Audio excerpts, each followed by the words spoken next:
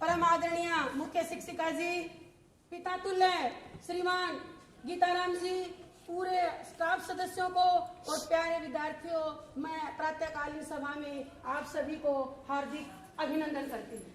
और मैं अपने प्यारे बच्चों से पूछना चाहती हूँ कि कल विद्यालय में अवकाश रहेगा, वो किस वजह से अवकाश रहेगा? क्या है कल? शाबाश, बताओ बेटा। रविदास जयंती। बहुत अच्छे, इन बच्चों के लिए तालियां बजाओ अपने।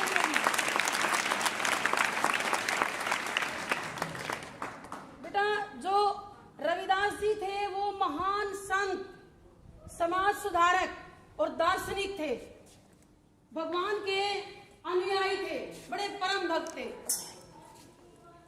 संत रविदास जी का जन्म वाराणसी में 14वीं शताब्दी में माघ मास की पूर्णिमा के दिन हुआ, जो कि कल है। कल पूर्णमासी है नहीं, तो पूर्ण से महीने में हुआ था माघ मास की पूर्णिमा को, और रविवार के दिन हुआ, इसीलिए उनका नाम रविदास रखा गया। उनकी माता का नाम कलसा देवी था और उनके पिता का नाम संतोष दास जी था। वो जाति से चमार थे, जो चमड़े का काम करते हैं, चमड़े से जूते बनाते हैं, उस समय उस जाति को चमार कहा जाता था। और क्या था, समाज में छुआछूत की प्रथा थी, ऊंची जाति बड़ी जाति, इस तरह से कुछ हमारे समाज में व्यवस्था थी। तो चमार जाति को निम्न जाति, छोटी जाति में गिना जाता था। जो रविदास जी थे वो बचपन से ही बड़े ही कुशाग्र बुद्धि थे, तेज बुद्धि वाले थे। तो उन्होंने पढ़ाई में भी वो बहुत अच्छे रहे। शुरुआत के उनके गुरु शारदानंद जी थे। शारदानंद जी जितना सिखाते उससे ज्यादा सीख के अपनी पाठशाला में आते थे। तो धीरे धीरे जब वे बड़े हुए तो उनका ध्यान भगवान की भक्ति में रहने लगा। वे सत्संग में जाने लगे। लेकिन जब वो जवान हुए वो कुछ काम नहीं करते थे, तो उनके माता पिता ने सोचा कि क्यों न इनको गृहस्थ आश्रम में बांध दिया जाए, इनका विवाह कर दिया जाए। जब गृहस्थी की जिम्मेदारी इन पर होगी तो ये अपना काम जरूर करेंगे। तो उसके बाद लोना नाम की लड़की से संत रविदास जी का विवाह कर दिया गया। लेकिन शादी के बाद भी उनके दिनचर्या में कोई परिवर्तन नहीं आया। वो इतना ही काम करते थे जूते बनाने का कि जिससे उनका गुजारा चल सके। अगर कोई गरीब जूते लेने के लिए आया, उसके पास पैसे नहीं है, तो वो मुफ्त में जूते दे देते थे। लेकिन इससे उनके पिताजी नाराज हुए और उन्होंने कहा कि हम तुम्हारी गृहस्थी का बोझ नहीं उठा सकते, तुमको घर से निकाल दिया जाता है। और वो अपनी पत्नी के साथ दूर जाकर एक झोपड़े में रहने लगे।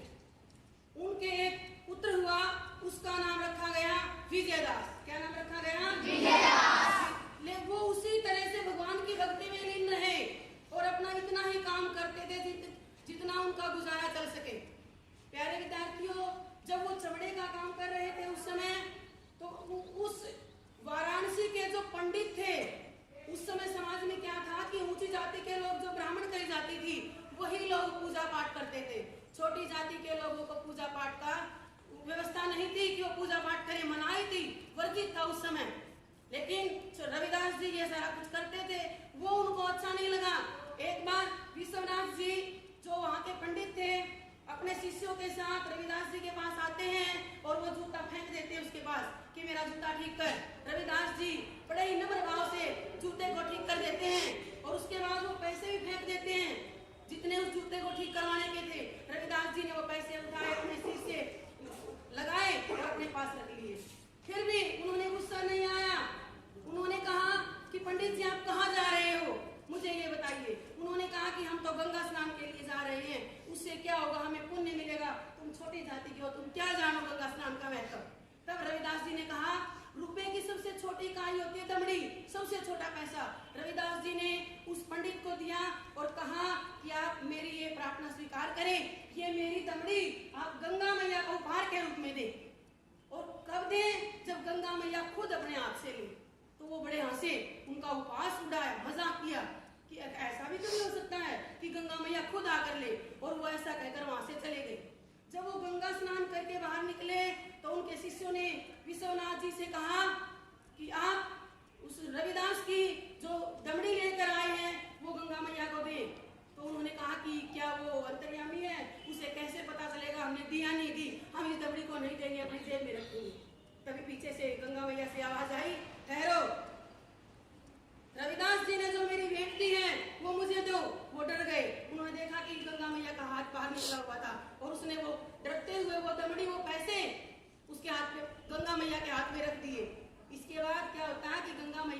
कंगन निकाला, सोने का कंगन, बहुत ही बहुमूल्य, बहुत ही कीमती, और कहा कि ये कंगन तुम मेरे भक्त रविदास को जाकर दे देना। उन्होंने सोचा कि रविदास को कैसे पता चलेगा कि हमें कंगन मिला है, हम उसको कंगन नहीं देंगे। फिर सोचा कि इस कंगन का क्या किया जाए।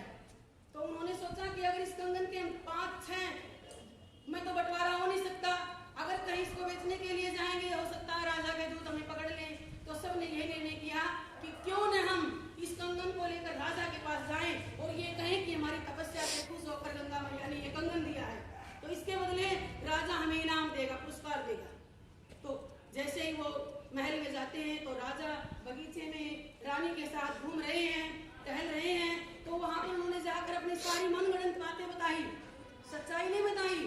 तो रानी को वो कंगन पसंद आया और रानी ने कहा कि मुझे तो इसका दूसरा कंगन चाहिए। ऐसा ही उन्होंने कहा विश्वनाथ जी आप दूसरा कंगन ला करके, हमारी रानी को ये कंगन बहुत पसंद आया। वो घबरा गए, दूसरा कंगन ला नहीं सकते। उन्होंने कहा कि अगर आप कंगन लेकर नहीं आओगे तो आपको मृत्यु दंड दिया जाएगा। तब उन्होंने राजा को सारी घटना बताई। सच्चाई क्या थी कि कंगन किसका था? रविदास। तो तब मिलकर बेटा वो क्या सोचते हैं कि आज पकड़े गए रविदास जी। वहां जाते हैं और सोचते हैं कि दूसरा कंगन देगा नहीं, रविदास को मिलेगा नहीं, और जो राजा है वो उस रविदास को ही मृत्यु दंड देंगे, ये यहाँ से निकल जाएगा, हमें कोई नुकसान नहीं होगा। तो ठीक वैसा ही हुआ। वो वहां गए और उन्होंने सारी घटना बताई। रविदास को तो पता भी नहीं था। तो क्या हुआ? उन्होंने कहा कि अब तुम तो चमत्कारी बाबा हो विश्वनाथ जी ने, जैसे एक कंगन निकाल दिया, अब तो दोबारा तुम्हारा चमत्कार हो नहीं सकता, तुम लोगों को बहकाते हो, तुम्हारी पूजा पाठ सब ढोंग है, इसको तुम छोड़ दो। उन्होंने कहा कि मैं ये नहीं छोड़ूंगा। तो कहा कि अगर तुम सच्चे भक्त हो तो साबित करो और दूसरा कंगन रानी को दो और चलो गंगा के किनारे। ध्यान से सुनिए। तब रविदास जी ने कहा कि इसके लिए मुझे गंगा के किनारे जाने की जरूरत नहीं है।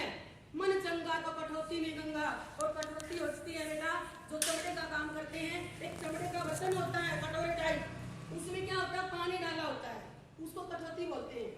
रविदास जी ने कहा कि मन चंगा तो कठौती में गंगा, यानी अगर हमारे अंदर के भाव सही है तो गंगा में जाने की जरूरत नहीं है, ये कठौती ही मेरे लिए गंगा है। और जैसे ही उसने गंगा मैया से प्रार्थना की हाथ जोड़ के, तो क्या होता है कि गंगा मैया उस कठौती में प्रकट हो जाती है और उसको एक सोने का कंगन और दे देती है। और इससे क्या हुआ? राजा भी रविदास से बड़ा प्रसन्न हुआ और वो कंगन जो है रानी को, दूसरा कंगन भी रानी को मिल जाता है। तो इस प्रकार रविदास जी की भक्ति बड़ी अनन्य भक्ति थी। वो भगवान को बड़े मन से सिमरन करते थे। लेकिन उस समय के पंडितों को यह अच्छा नहीं लगता था कि छोटे जाति का व्यक्ति हमारे से आगे जाए, उसके लोग उसे माने, इससे तो हमारा धंधा चौपट हो जाएगा। तो क्या होता है, उनकी प्रसिद्धि दूर तक फैल जाती है, उनके बहुत से अनुयायी बन जाते हैं। तो एक बार एक महात्मा जी आते हैं और जब वो रविदास के झोपड़ी से निकलते हैं तो उनके दर्शन होते हैं। उन्होंने कहा कि मेरे पास एक पारस पत्थर है। और पारस क्या होता है? ऐसा पत्थर होता है अगर लोहे से उसको छुआ जाए तो लोहा क्या बन जाता है? सोना बन जाता है।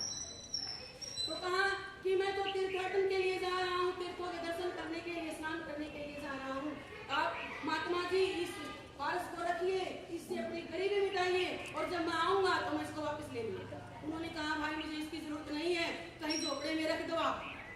तो वो जो महात्मा था वो कहीं झोपड़े में उसको छुपा कर रख देता है कपड़े की पोटली में। और इस घटना को कौन सुन रहे हैं? विश्वनाथ जो पुजारी है, जो पंडित हैं, उसके आदमी सुन रहे हैं। उन्होंने विश्वनाथ जी को सारी बातें बताई। तब उन्होंने कहा कि क्यों ना वो पारस हम ले आए, हम तो बहुत अमीर हो जाएंगे। और जब रात को वो लेने के लिए जाते हैं, जैसे ही वो पोटली छप्पर से निकालते हैं तो क्या होता है?